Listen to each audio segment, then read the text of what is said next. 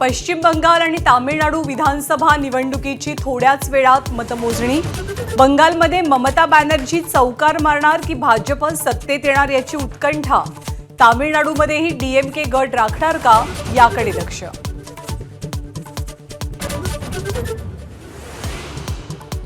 केरळ, आसाम आणि पुदुच्चेरी विधानसभेचाही आज निकाल। केरळमध्ये डाव्यांची हॅट्रिक की काँग्रेसची बाजी। आसाममध्ये काँग्रेस परतणार की पुन्हा भाजप सत्तेत, पहा वेगवान निकाल एबीपी माझावर। बारामती आणि राहुरी पोटनिवडणुकीचाही आजच निकाल। एक्झिट पोलनुसार बारामतीत सुनेत्रा पवार विक्रमी मताधिक्यानं विजयी होण्याचा अंदाज, तर अक्षय कर्डिले सुद्धा गड राखण्याची शक्यता।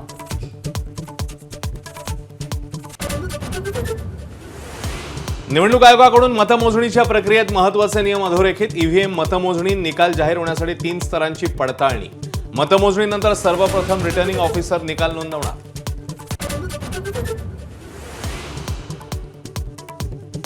विधान परिषदेची निवडणूक बिनविरोध। छाननीमध्ये 9 उमेदवारांचे अर्ज वैध, तर अपक्षांचे अर्ज बाद। विजयी उमेदवारांची आजच अधिकृत घोषणा होणार।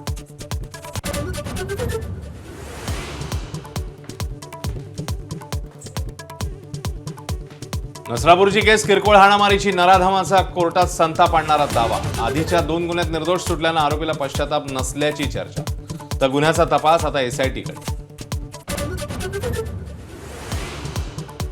गुजरात टायटन्सचा अखेरच्या षटकात पंजाब किंग्सवर 4 विकेटनं विजय।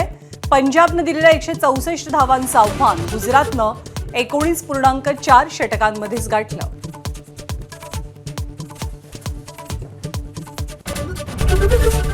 एबीपी माझा, उघडा डोळे बघा नीट।